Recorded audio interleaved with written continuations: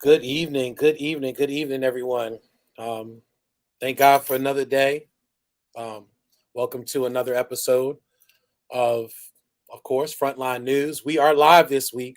Mm. We're not a recorded version It's of us. us.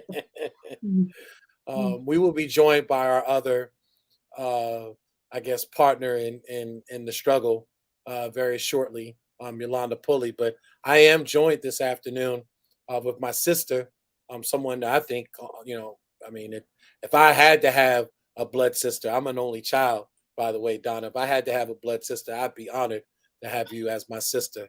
So, um, you know, uh, family welcome Donna Tebron Green to the show. I'm so honored. But you know what, Jason? I think if you ask Yolanda and Julius if they would choose, like, I think they probably would have given me to you as your sister, like at one point. I really do. I don't know where is Yolanda at because she would have so much to say on that subject. Well, she's out in the streets, of course, always busy. Her phone has been, I mean, since this morning has been nonstop going on. And matter of fact, um, we dealt with a tragedy. I'm not sure if too many folks have heard.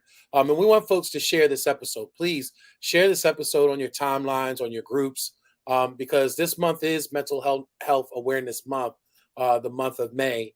And we're going to dedicate the rest of the this month to having a discussion in reference to mental health. But I know that Yolanda um, has been dealing with some families that have been dealing with some mental health challenges, including a young man who took his life this weekend on social media, um, and tragic circumstance. You know, there was definitely some signs that the young man was in trouble, but we really feel the system uh, didn't handle it properly because they looked at the fact that it was a man with a gun to his head, and acted on the threat, on the violent threat of the gun, but was really not trained or really not prepared. They were ill prepared in reference to dealing with the mental health and trying to coach that person off the ledge, talk that person off the ledge.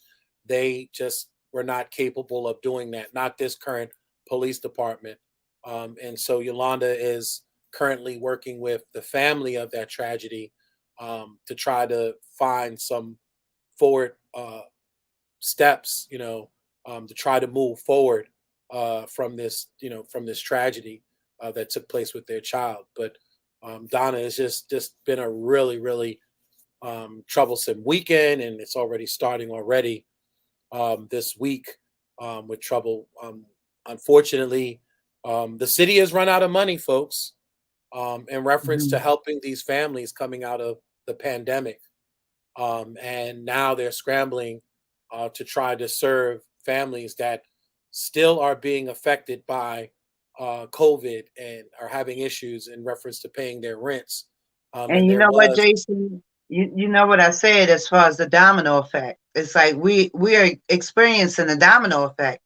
And it's Mhm. like, we continue to go through the thought process of thinking that it's going to change, and it's not going to change. It's not going to change. The devastation is going to get even realer. And it's like, what can you, and without promoting any type of fear, because realistically we have to get through it. But, to look at what we're doing, if we continue in this process, where do you think we're going to be at in another 4 to 5 years? Yeah. And what's crazy is there's weird dynamics that are taking places that's taking place in our city that's making it even harder for services to be provided. Now, I don't, you know, hold the truth back that I am a Afro Latino. I am Puerto Rican descent. I have mixed heritage. My mom's before she passed away had an opportunity to do our family tree, and was able to trace back some Moorish ancestry, as well as some Spaniard ancestry. So, I understand some of the dynamics from both communities, but We have a serious issue here, like for instance in Baltimore, to where we have a bunch of folks that are migrating from the South. Many of them are migrating illegally from, they're coming from El Salvador, Ecuador, Colombia, Cuba, you name it. In some cases, they're finding folks are coming from Africa. They're finding ways to get onto ships to get into Latin America, and then they're coming up the coastlines and coming over the border through Mexico. And what's happening is this influx of illegal immigration. We're finding that a lot of folks are being shipped out to sanctuary cities, and Baltimore, due to an executive order that was signed by Stephanie Rowland Blake, is a sanctuary city. And what we're seeing is that we have families here that are legacy families. Generationally, they've been here since the early 1900s. They're citizens, and they're being denied services because we have folks that are coming in illegally that are getting, pushed to the front of the line and are getting housing and are getting welfare benefits and are getting iPhones. We heard that they're getting iPhones at the border. iPhone, Um, yeah, just for coming over the border, they're being handed an iPhone to communicate as soon as they come in, and they're jumping to the front of the line in reference to getting housing, services, and things of that here in this city. Plus, there were several hundred Ukrainians that came in as well.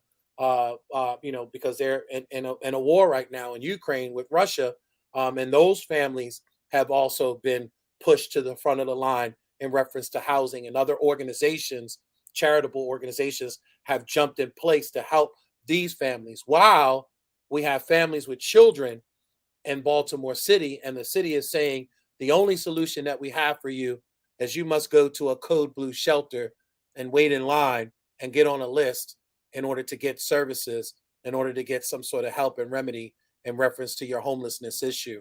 hmm. This is a sad state of affairs right now here in Baltimore City, and it's affecting legacy families, families that, you know, have been really failed by the system intergenerationally. So not just one or two generations, but from what we're understanding, intergenerationally, these families have been let down by the city. And we'll talk a little bit more about that in the second half of our show, because there's a great documentary that I watched this week. I don't know if folks had an opportunity to watch the Will Smith documentary. It's called Amend, Fight for America, where it really kind of goes through and talks about the 14th Amendment, and through all its incarnations throughout history. When our forefathers had first put the 14th Amendment, that all men are created equal and are equally protected under the law. Really and truly, when you look throughout history, we have never been protected under the law. And here it is, you see now those legacy residents that, are part of the descendants of enslaved people in this country, are still, in some cases, are not equal and are separated from, the protections of being a naturalized citizen. They're not getting the protections that they're supposed to be getting. But first, let's, I guess, talk a little bit about mental health. And you being a life coach, Donna. Again, this is Mental Health Awareness Month. We're seeing so much in the community in reference to mental health, and we know that mental health, really, especially in the Black community, is really looked at as a stigma. It's I really was looked I at. was going to say I was going to say because we first had to start with the stigma, the stigma, and that's one thing a lot of people don't understand. I went through a huge mental health crisis myself. With me being trained and knowing that people is telling me, we don't feel like we're not taught how to feel. And one thing with mental health, I realized if we don't pay attention to our mental health, that's when it goes ill. And I was chasing something through life that I couldn't even explain because I couldn't even explain the feelings. Yeah, yeah. Yeah, and What's it? I just wanted to make sure you was paying attention. You still there? Yeah. No, I'm trying to pull up this research real quick because they did a research just recently with the Pew Research Center, in reference to the growing mental health issues, and they're seeing, they're looking at before the pandemic, during the pandemic, and after the pandemic, Yeah, but you know and what the issue is? Because it's now being looked at. Prior to it wasn't being looked at. So the issues have always been there. The stigmas has always been there. So we have to, refocus. We have to all refocus. And instead of, I was talking to Yolanda, we have people that we're very close to. And it's like in your family, when you have the crazy one or the one that's considered the crazy one, you don't want to be the one. That, and then when you start going through those thoughts or whatever in your head, the last thing you're going to do is go to your family and say, oh, well, I feel the same way. Like, because you don't want nobody looking at you a certain type of way. But what do we do with those feelings? We go and try to numb it with drugs and alcohol and, the other things that we're addicted chase the to. pain away. Chase We the check, pain away. and we try, and the Hmm. biggest word being a life coach that I hear all the time is numb. Is numb, and it's a triggering word for me because that's what I did for a long time in my life. I literally tried to do anything to just numb it. I just didn't want to feel the way that the crazy aunt or the crazy uncle was feeling. Don't nobody discuss that. Don't nobody talk about that. And because of that stigma, it's going to become a bigger issue if we don't want to have uncomfortable conversations. Donna, I forgot to just let everyone know. Please, support our fine sponsors on the bottom as they go through. Even if you just pick one or two services to patronize or to purchase something, again, support the Black USA dot news team. Um, uh, Donnie Glover has, really put together a platform for the community that we can all share this type of information, and have these type of discussions. And again, if you'd like to join in, I will share the link by all means. So we'd love to have a two-way conversation with folks, Yeah. especially if you have an expertise in the mental health community. We'd love to hear your take on it in reference to the mental health community. I am going to share that in the comments right now, and you guys can easily join in on whatever platform you are watching this from right now. We'll let you in once we see you backstage. We'll let you in, and you can come join the conversation. Donna, so what I saw with this Pew Research, we were talking about this today on the radio show, Patrick Henderson's Meet the People on WOLB radio. They were saying that 4 out of 10 U.S. adults, 41%, have experienced high levels of psychological distress at least once since the early stages of the coronavirus outbreak, and that's pretty severe. 41%, of young people are feeling some sort of psychological distress. We know that a lot of it is because of the shutdown and the schools, at home learning, things of that nature. But what's interesting is after the pandemic, um, it really hasn't changed that much. April 25th, an article just came out to update the Pew research that was just taking out, and they're saying now that the numbers still fall around 37%. They're saying where folks are regularly struggling with mental health issues post pandemic. Um, so, what could you think is the causes of us, one, having these psychological, stresses, and why do you think that the numbers aren't coming down after the pandemic? Things are opening up now. They're telling us the world is good. Go out. The pandemic's been lifted globally. Why do you I, feel honest, again? yeah, I honestly feel like it's because we're talking about it. We're talking about it, and that's why the numbers are being shown and reported because it was already there. And unfortunately, the onslaught of additional stress, that we've not been able to process. You've had multiple people, including ourselves, that lost somebody over and over and over and over again. We had the COVID. We had people just dropping. No one knew what was going on. We have like the murderous rate that's going on around us. We have just being unhealthy in ourselves, period. And then yet another thing is on top of that. And then a lot of us don't get proper medical care. So we don't know what our blood pressure is. We don't know what our sugar, whether or not we have sugar diabetes. And then all of this stuff, this dis-ease, everything on top of each other. It's like that. So what do you do? Mm-hmm. Mm-hmm. What do you do? Like, we have to continue talking about Right. it. Mm-hmm. We have to absolutely address it without the stigmas. Mm-hmm. Absolutely. I see that now more than ever. I'm a technology person, so I see now more than ever, all this evolution and different products and services, especially because of the pandemic. And it's now more easier to download an app and to seek psychiatric help more than ever. I mean, we live in this world where everything is Ubertized. You click on it and you order it. Why do you feel that in some cases? Because according to the Pew research, traditional as well as now new non-traditional means of psychiatric care are just not being utilized. Why is it that, and especially we know this in the African American community, we don't seek help, even though it's easily accessible now? You can It's speak not to a normal. therapist in your bathroom, It's not normal. We've always been told in our community that it's a white people thing. And like about 15 years ago, I sought out a therapist myself because I knew the thoughts I was having, and everybody looked at me as being the strong one. And then when I couldn't go to just anybody, or I just couldn't explain myself without feeling like this person going to judge me, or this person is going to be biased, or this person is and then you tend to start shutting down.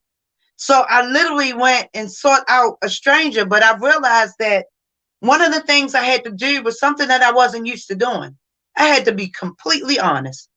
So Wow. that meant removing a mask, and that meant being vulnerable, and that meant feeling some things, and that meant some tears flowing, and that meant like not caring what the stigma was behind what I was searching for.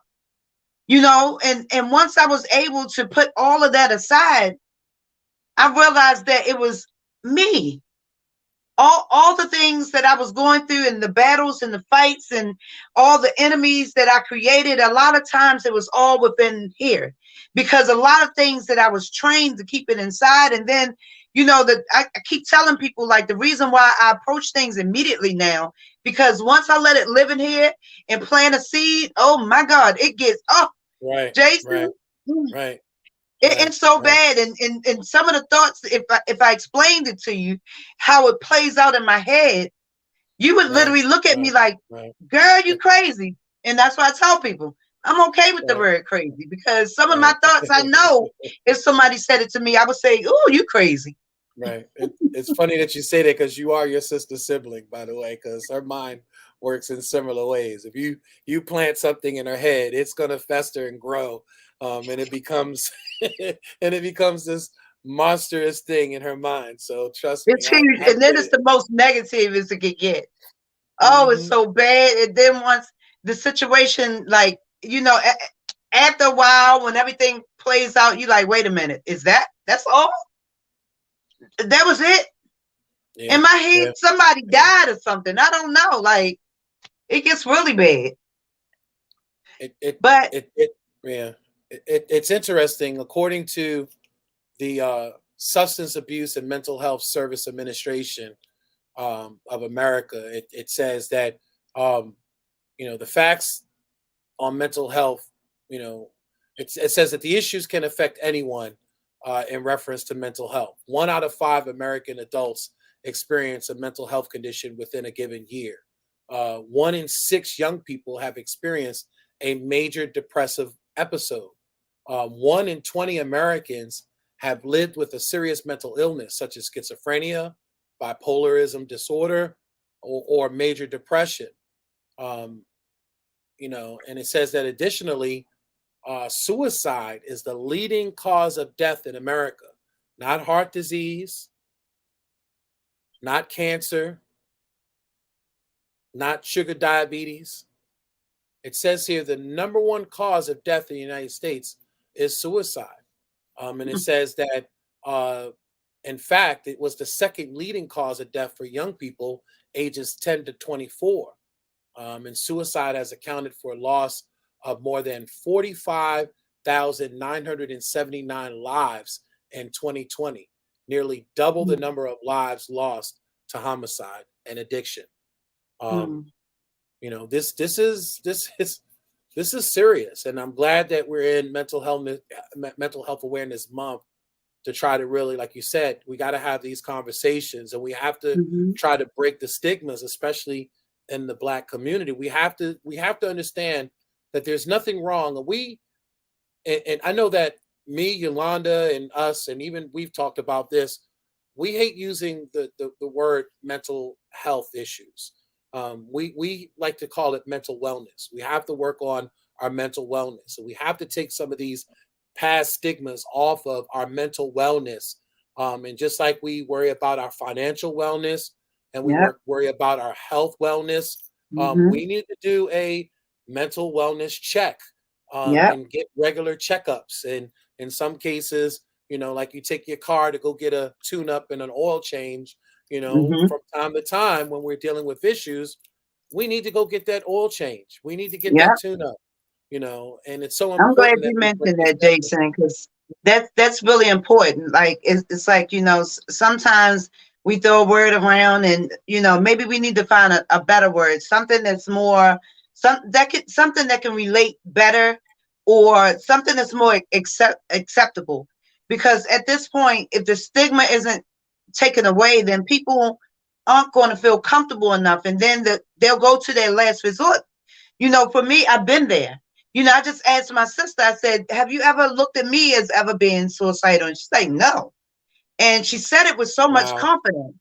And the thing that hurts me is that I cried out a lot. My way of crying out is the same way that you see a lot of other people crying out. Over partying, over, like it's like over drinking, over like everything was over. Masking, masking, Exactly. And masking. it's easier that way, especially when you can nut or you feel like you're numbing it. But when you wake up in the morning or whenever the drink is gone, it's still there. It's still there. It's very expensive. It's an expensive thing when you're trying to numb something that's always going to be there. So I literally tell everyone, in order to heal it, you got to feel it. And Yeah, sometimes it doesn't feel good. Like a lot of times it don't feel good. And it's like sometimes we get in our head, and a lot of times we make it a lot bigger. Like I convinced myself at one time that I was more valuable to my kids dead than alive. I'm wow, like, well, wow, they'll be better off. They'll just get over it. But then I wow. realized that I would give my kids that option out. If you're going through too much or things is too heavy, and you don't see the light at the end of the tunnel, you could just off yourself, like, just take the easy way out, because and it's like, the fear of, but we've always battled with the fear of the unknown, but Yeah, we've just never let it be the final fear. yeah, yeah. Well, we again, want to uh just ask folks to share this program as they see it. We know that a lot of times I look at our past videos, folks are watching it after the show. Folks are just coming home from work and stuff during this time, but we're asking that you please share this. And we really want folks to kind of be familiar with the numbers now. We had this conversation today. We want to get out of the mentality of dialing 911 in reference to mental health and suicide issues. We really want to get into utilizing the new national hotline that's going to provide more direct mental health related, mental wellness, suicide prevention type of services. We know that anytime that you dial 911, in these situations, like what happened this weekend with the young man who committed suicide on social media. The police came out with the SWAT team and the helicopters, and they had basically the negotiator, a police negotiator, who definitely is not trained in mental health, and in some cases they really what could have been a prevention of a suicide, because the father kept saying, look, even if I lose my life in the process, let me go talk to my son. But they had the whole area cordoned off, and they wouldn't allow the father to try to talk the child off the ledge. We know that when we dial 911 for these type of situations, everyone remembers Tyree Coleon, and how he was killed after a phone call, and a police officer came out, and he was having a mental health related episode, and they shot him dead in the process. We know that anytime that we call 911 in reference to these type of issues, that the chance of someone losing their life um, is greater with the interaction of the police, because they're just not really trained to assess properly and to deal with these issues. So we really want to get into the habit of utilizing the now national hotline, which will provide you local services, will provide you local resources. So please, by all means, lock in that number, 988. It's the national suicide number. I know that, most of the time we have 911 kind of pre-programmed in our brains, but we really need to know that now there is a national number that's going to get you more direct services. And it does deal with mental health issues as well as suicide prevention issues, all in a one-stop 24-hour number. So, whenever you hear someone say, oh, such and such, our cousin such and such, is having a mental breakdown, 988 is the number to remember. Just like 911, 988 is the number. And please share that, and please put that, into your memory portion of your brain, and share that information that there is a national mental health and suicide prevention hotline. Anything else you want to add to this piece?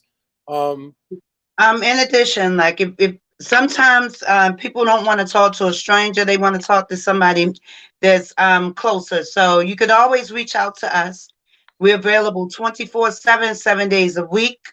If you or yourself or someone is experiencing any type of mental health, any type of situation, please reach out to us at 443-355-8014. We are available 24/7 if you need us to come to your home or wherever the location is. We do assess the situation for safety, and we proceed with caution. However, we are always available. Please reach out to us.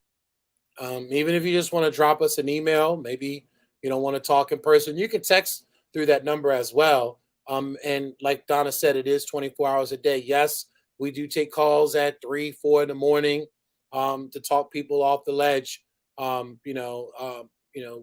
We understand that struggle. We all have a story. I am not here without a struggle. I once tried to commit suicide myself.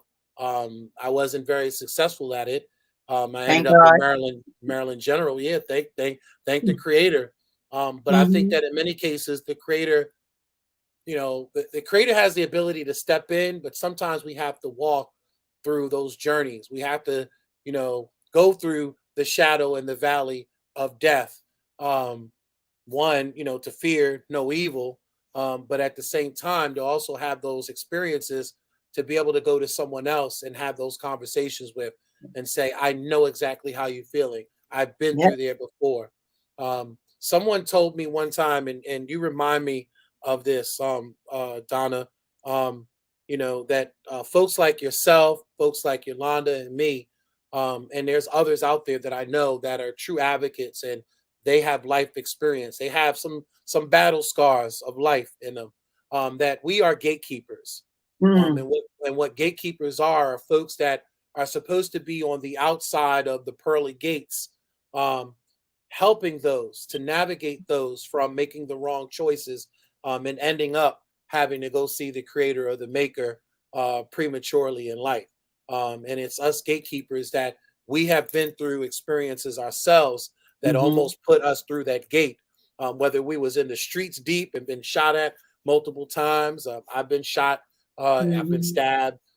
We all been through kind of those situations. We had these light troubles and Battle wounds. right. We had these issues where we've had these life troubles where we just wanted to throw our hands up in the air and give up on life. Yeah. But we've made it through it. We persevered through it somehow. And it's our experiences that we are willing to help others to understand how to navigate through those struggles. So, Yeah. and I thank you, my sister, because again, you have been instrumental. I've have personally witnessed you help women and help men in the process to get a better understanding of what their role is in life, what their purpose is in life. And I thank you for being our life coach. I And think it's each one of time, your. you know what, they actually help me. Hmm. Each time and each story and each chapter, because a lot of people say this is not my story. It's not your story. It's just a Yeah. part of. It's a chapter in your life, and as soon as you close that chapter, that's when you get to write another one. As Hmm. long as you keep Hmm. that chapter open and writing it and crying about it, and Hmm. and not allowing our Creator to make the decisions for you, you keeping that chapter open longer than you actually want it open. So sometimes Yeah. all you have to Yeah. do is just close the chapter. That's it. Just keep it. Hi, how you doing, Miss Stacy Campbell? Good stuff. Mhm. Thank you so much. Yes, thank you so much for watching. Again, please share the information. If you do know anybody that is dealing with mental wellness challenges or is dealing with possible thoughts of suicide, there is hope. There is light. There is a rainbow through Hmm. the dark clouds and the rain. They just need help in many cases, seeing it and understanding it. And it's interesting, Donna, that you said that about how when you help people sometimes, you've been through these adversities. When you help people sometimes, Hmm. it's kind of like the neosporum. It's kind of like the healing of your own The wound. healing, yeah. you know It's the um peroxide. You cleaning your that's right, wounds. that's right, that's right, It's that's like right. that. I told you about the fallen angel syndrome. Like Yeah, we yeah. trying to stitch them, try to stitch Wings. them wings back Yeah, on there so yeah, we can fly them back up out of here. yeah, yeah. So So it's yeah, like saving grace, though, Jason. Like yeah, it's like, dude, someone taking the time to do it for us. yeah, yeah, And watching, it's a lot of evil going on, but it's a whole heck of a lot of good going on too. yeah, So, yeah. yeah. Yeah, Oh, we definitely like to. When I get a chance after the show, I definitely will post the information on Murder Inc. I think you're right. I think in some cases, even the posts that are on there sometimes truly show signs of mental unwellness, and even some folks are, when they see certain examples, because I know they've been sharing things like the suicide and things like in the murders and homicides. I think that there's other folks that are looking at that. And I think that's the curse of social media. You know what I mean? Social media a has lot the of potential, information. and it has the potential of doing so much good, but there's so much room for wrong Yeah. at the same time. So it's scary sometimes because again, the gentleman that committed suicide this weekend, was live streaming it, was live streaming it. Um, and that's sad that so many people probably have seen that, are probably traumatized. And I just think that that person that was already on the ledge may get thoughts and ideas from this. So she's right. I think it's important that we share this information on Murder Inc. That there are resources available. Yeah, but Jason, it like that you talk about like the sites like that, the amount of people that show how normal it is for a lot of the things that happens on these sites make you know that it's a lot more mental unwellness going on. Because the Yeah, fact that me moving away from a lot of the trauma in the city made me realize that it wasn't normal. The things that I grew up thinking was normal, hearing gunshots and always involved in something, or somebody, your neighbor involved in something, the fighting, the cussing, hollering, the constant sirens. And I thought that was normal. Like, who wouldn't have thought it was normal? It's just that, sometimes you walk over a body, sometimes you don't. Who don't go through that? Well, a lot of people don't go through that. And I didn't Yeah. realize just how abnormal it was until I removed myself from it. It's Yeah. like, wow, Yeah. Yeah. wow. Well, And again, we that's absolutely PTSD. The constantly, it's PTSD. Every yeah. time I see a cop, I'm jumping. Every time. Well, we're trying to make sure that folks, if they need the resource, again, there is a national hotline that has started. 988 is the number. Don't call 911 because we know every time that our community interacts with 911, it could be a death sentence. Mm. Um, seek some trained professionals.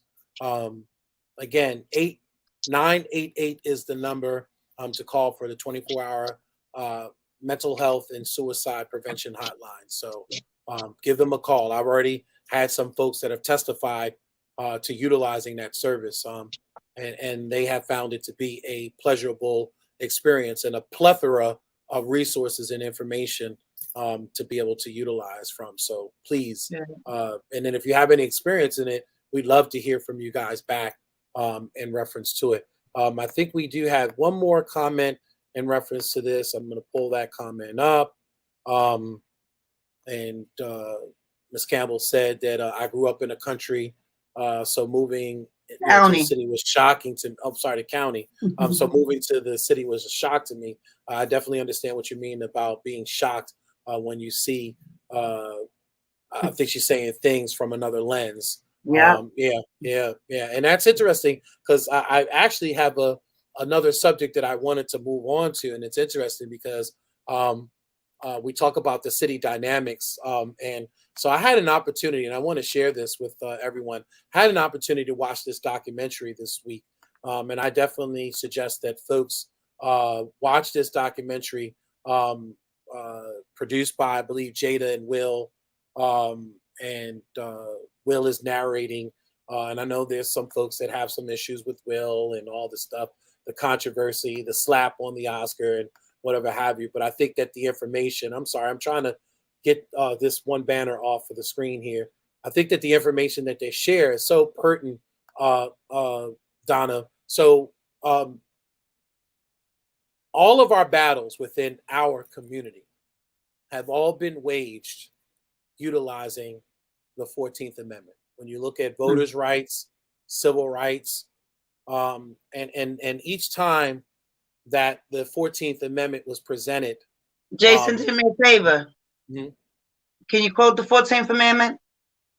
Can I quote the four? Not offhand, so I definitely have to look it Pull up. it, I pull know it up, some pull of it it. up, because we I need know, to know exactly what I know. amendment you're referring to. Right, Because right, a lot of right, times we throw out the amendments and we assume that others right. are, they're educated and knowing exactly what amendment it is. So let's just Mhm, educate right. all of us.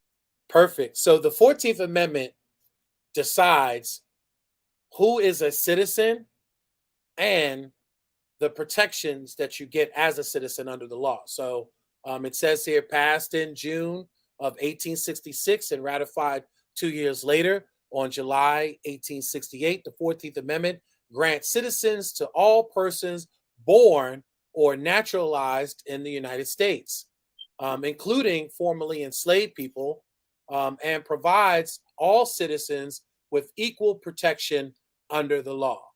Hmm. Um, uh, and now what we know is that when it was passed in 1866, um, that unfortunately the southern states utilized it to say, oh, well, at first, oh, well, you know, you guys are actually, 3/5, of a Human. citizen, right, of a human. So these things don't apply to you. And there has been many kind of incarnations, or put it like this, adoption Mm-hmm. of uh, white supremacists of this. amendment, where they have taken it in many cases and said, okay, well, based on that same rule that you want to say everyone is protected equally under the law, we're just going to go and do this in the process. The 14th Amendment, a lot of folks say, is what really led to Jim Crow segregated laws, to where folks said, okay, well, we'll recognize you as a citizen because you were born here, or your other your second and third generation was born here in enslavement, but you're now free based on the Emancipation of Proclamation. But what's interesting is that we don't have to honor you as a private citizen. We don't have to respect those rights. That may be true in reference to the state is concerned and what the state does to you, but as private citizens, we don't have to honor that. And you watched as, these unfortunately white supremacists in our country, constantly tried to utilize the 14th Amendment against us. And you even hear of these terms, separate but equal. And separate but equal laws was, okay, well, we're equal. We're all citizens. Yes. We're all free. Yes. We all have inalienable rights, but you ain't got to come in my restaurant. You ain't got to drink from my water fountain. You ain't got to come. And it's the ones that continue to approve or sit back silently, because it's still happening. For people to think that it's all, no, it's not, because I've been a lot of places and, they didn't outright tell me get out, but I felt like the looks and the attitude was outright get out. And fortunately, I realized how much I had to lose now. So instead of giving them my money and fighting for them to have my money, bye. Because I realized what they respect from us is our money. So you think I'm gonna fight to sit in their restaurant to give them my money? Nah. What's interesting is that I still see signs of that separate but equal philosophy. Driving out to Carroll County, I was talking about this with you. Every billboard going up through Carroll County on what's the road, Donna? What's the main road? Route 140. Route 140. So when you ride up Route 140, this is how segregated we are, but supposed to be equal, right? Not one billboard on that whole highway has a Black person on it.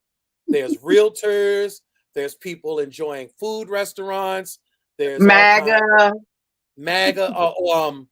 drug rehabilitation services, and all you see is white folks, white folks, white folks, white folks. You don't see not one billboard with a Black person on it. That shows you that even today in 2023, that we are separate, but you're equal.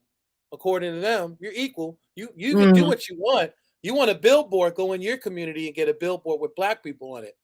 But here in Carroll County, we're going to separate ourselves, and we're only going to portray the things that we want to see, that is the likeness of our people. And it's weird to see, because when you come in the city, really and truly, the city is not designed that way. The city, I see billboards. Yes, there's more Black billboards here because we are a majority Black city, but you do see throughout the Beltway and throughout the city limits, you do see white faces, Asians, and all kinds of billboards. But there is definitely a discrimination when it comes to advertising going out to Carroll County. And it's obvious. I'm talking about the restaurants too. You still bump into that. Like you will bump into that. You will walk into a restaurant and they will look at you like, what? And I'll look at them like, huh? Bye. Not getting my money. I'm sorry. But it's interesting. It's interesting though that, again, in this day and age, you still see these signs of the old Jim Crow. And a lot of folks say that it's Jim Crow Jr. and Jim Crow the Third that has incarnated. And really and truly, based on this documentary, we're only 60 years out from the legendary Civil Rights Act. 60 years out. Next year makes 60 years. 1964 was when the landmark Civil Rights Act was passed. We are 160 years from the Emancipation of Proclamation. Mm. 160 years, we are still not free, and we are still as much separated in many cases. They play a clip in this documentary, and I wish I could play a little bit of it. They play a clip in this documentary where you see Donald Trump talking about, let's bring back Gone with the Wind. And if you know anything about Birth of a Nation and Gone with the Wind, it is probably the most racist movie that was ever put out. Gone with the Wind, and of course, you know, the movie with the Ku Klux Klan in it, Birth of a Nation, Mm-hmm. that actually was played at the White House, was featured at the White House, and the president at the time said, this is the greatest movie I ever saw. And they actually talk about in the documentary that it really birthed it. The Ku Klux Klan was already around when that movie came out, Birth of a Nation, but they said Mm-hmm. that it just a plague of the land in reference to the sprouting up of the Ku Klux Klan had increased after Birth of a Nation was But of played at the course, White because House.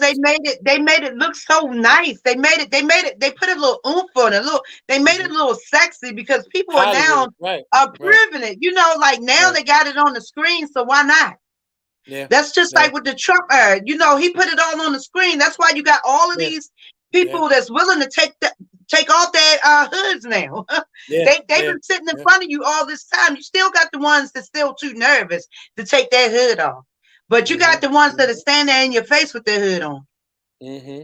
And, and Mm. and I was telling Yolanda that when I was watching this documentary, I was saying that when you look at these cities, because there was a Jim Crow era here in Baltimore. Contrary to belief, most folks may think that, the Jim Crow was only in the South. No, there was a Jim Crow Baltimore. And if you do a search, type in Jim Crow Baltimore City, and they will tell you about policies that were created that actually created the segregated red line communities that we see It's now. all the part. It's all the part of that little line, though. Like the North Mm-hmm. Carolina, like it's all the part of that line. It Yeah, comes straight Mason on through. Dixon. Mason Yep, it Dixon. We comes are the straight. And Mason you know Dixon. what's sad, Jason? Because all the way that line, this is the line. I'm right by the Mason Dixon line. I'm by Gettysburg. Like I feel like everything comes full Mm-hmm. circle. And if Mm-hmm. you look at the whole history of Mm-hmm. through our ancestry, like that whole slave ship line, that was us. Like where we end up at Mm-hmm. right now, this is us. It just shows where you land Mm-hmm. at, where you end at. So what do you Mm-hmm. do with that information? Like what do we do with it? I I'm not told you sure. earlier I'm that, not sure. remember I was telling you, I said, I feel like the flame was passed to us because a lot of our parents couldn't handle it because they introduced crack and cocaine and they introduced a lot of the partying drugs to try to Mm-hmm. slow us down. So a lot of our Mm-hmm. parents died because of a lot of that stuff that was introduced. Mm-hmm. So now the Mm-hmm. flame is in our hands. So who do we pass it on next? Who gets the Mm-hmm. flame next? Who's going to get it? Mm-hmm. Who Mm-hmm. do we pass it to? Because right now I'm saying a bunch of enabled minimalists, like we can't go with all the Mm-hmm. it gets okay when you want to simplify some things, Mm-hmm. but you can't simplify everything. That is just not Yeah. we can't do it. We can't do it. Yeah. And it makes no sense. Like so we have to find somebody that we trust, a generation, we have to raise them up enough that we can pass on the flame because if we pass it on now, somebody's gonna let it go out. Yeah. It goes. Yes. Miss Campbell says that Lexington Market's starting to look like Towson Town Center. Lexington Market's been gentrified now. They've changed. They've You know changed the what, Miss whole Stacy? dynamics of. They forgot that that's still downtown Baltimore, and black folk and the other Mm-hmm. folk that's disgruntled, Mm-hmm. they can still get down there, Mm-hmm. and they gonna Mm-hmm. make that Lexington Market Mm-hmm. look like Towson Mm-hmm. Town Center now.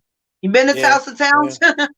Yeah, but you can't remove them dope fiends from around the neighborhood though. they Nope, they ain't going nowhere. But nope. what's interesting about this documentary, and I want to share some facts really quick, right? So a lot of folks, were taught in high school that Abraham Lincoln was the person responsible for the Emancipation of Proclamation. He freed the enslaved people. That's what we know of. But a lot of folks don't realize that there was a discussion during the time that the South was separating.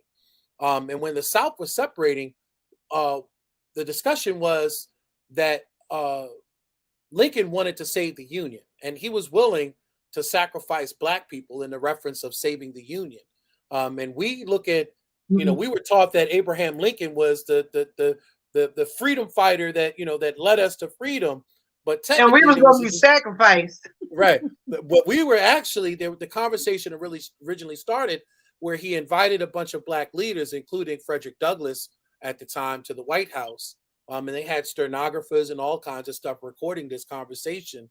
But the conversation was that Abraham Lincoln had suggested to Frederick Douglass that we leave in order to preserve the Union, that black folks leave and Mm. go somewhere else to assimilate or to live. And the suggestion was Central America, and Will Smith goes, "Per K," like why? Like why would you want to do that to us? Like here it is, we're thinking the whole time that Abraham Lincoln was this abolitionist, this But come person that on now, really they had believed, convinced us that Christopher Columbus was like, come on, right, discovered you know, America, right, right, right, exactly. Like we right, celebrated it. We right, was out of school. right, We had a good old time with his birth. With him, right, uh, him uh, discovering America. right, right, Like, come on right, now. That's what right, they do when they take our history away. right, Like yeah, DeSantis, like that mess that he's doing, where so you make it uncomfortable to talk about our history because somebody might feel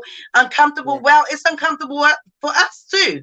But correct. if we don't know it, if it's not taught, then anybody can use that information Hmm. and Hmm. devastate anybody. So the fact of the Hmm. matter is, the truth don't need no support. Hmm. And It and don't need it. Miss Campbell, you're absolutely right. He was trying to preserve the Union at the expense of enslaved people and at the Hmm. expense of Africans living here in America. And he was willing to ship us out to Central America. So you'd have had a black Central America, if he'd have had his way. But Frederick Douglass and them fought him on this. And in some cases, of course, the war really started to sprout out. The Civil War really started to sprout out. And it was Frederick Douglass and a bunch of other leaders from our community that really pushed Abraham Lincoln to understand that no, you should allow us to fight for our freedom. You should allow us to serve for our country. That if we can Hmm. serve our country and shed blood for our country, then we would be owed the biggest thing that we would be owed is citizenship in the process of it. And most of us know the history. We ended up building uh, regiments like the Fighting 54th Regiment. That was one of the the winners of a lot of wars and battles during the Civil War. That was black soldiers, the Fighting 54th Regiment. And we were known as a beast of fighters and soldiers, and that's because we had everything to lose. We had our freedom, we had our pride in our country and the But you know soil that what, we wanted to Jason? call home. You know what? Hmm. It's all new to me because I never heard of them. Guess why? Because they don't teach it. Yeah, yeah, They they don't don't talk teach about it. it. That's So why we it's so absolutely important to we have, teach and African studies. that's why the PBTS Leadership Academy has to come. We have Yeah, to teach our yeah, history. We have to. We yes, have to teach the importance of who we were and who we yes, are and who we will continue to be and history. Because if we don't, we're going to be thinking that all we are yes, is like is drug dealers yeah. and Pimp, beautiful bodies and pimps, hoes, pimps, exactly, hoes, like gangbangers. Right, right. like what the music teach right now, we can't do Yeah, that. We have to put our history in writing. We have to put it yeah, in a book, and we have to keep talking about it yeah. until somebody Yeah. else is talking about it. That's why I suggest family, if you have an opportunity with your children, sit down with your children and watch the 13th Amendment. It's available online, and watch the amend the Fight for America, which really talks about the 14th Amendment, which decides that which codified that we are citizens by naturalization, and that we are supposed to be protected with equal rights under the law. Many of your battles have been won, and they tell this in the documentary Amend. Many of your battles have been won fighting, utilizing the 14th Amendment. Brown versus the Board of Education, women's rights, equal marriage rights. All of these battles have voters' rights, housing discrimination.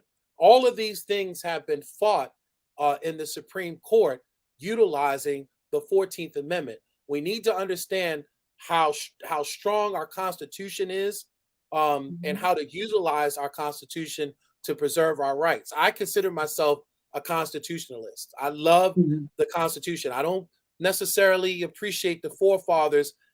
And I know that the forefathers were writing it to protect and preserve their way of life. But now that we're here and we get to utilize it, I'm going to stand on it and utilize it and slap the system all in the face with my constitutional rights as much as possible. And I think that you need to teach your children as well how to utilize, how to use that Constitution as a protective mechanism of their rights, their afforded rights, and their freedoms, you know. Yeah. And Stacey Campbell, we appreciate you just providing so much commentary in reference to your experiences. And it says that you worked at a school literally referred to slaves as African workers. Wow. Wow. Wow. I shouldn't have been shocked, but I was. I'm shocked now, Miss Campbell. Right. It was a blatant sugarcoat. With that vague description, you could be describing a CNA, you know. You know, but it's real though. It's real. And again, if you watch Amend, you will see how white America has, you know, distorted the afforded freedoms that we all are supposed to have, how they have utilized it to protect their rights while trampling. I was just looking this on Netflix. I'm gonna check that out. Yeah. Netflix. Yeah. Amend. And maybe again we'll have another conversation in reference to it, because I think that, you know, some of the most important things that we really should be having conversation on is how to protect our community, how to fight back against this system. We know that it's no longer a Jim Crow era, but most folks are saying we're now in Jim Crow Junior, or Jim Crow. Jim McCrow. Jim McCrow is out. Jim. Yeah. It's the late growth too. Yeah.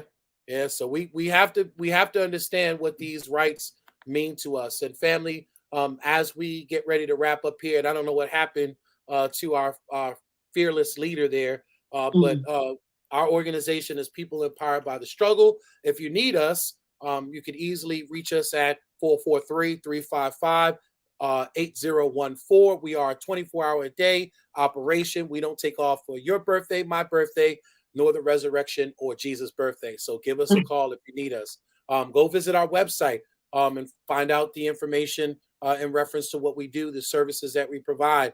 Go to our website and check it out. And if you can, donate.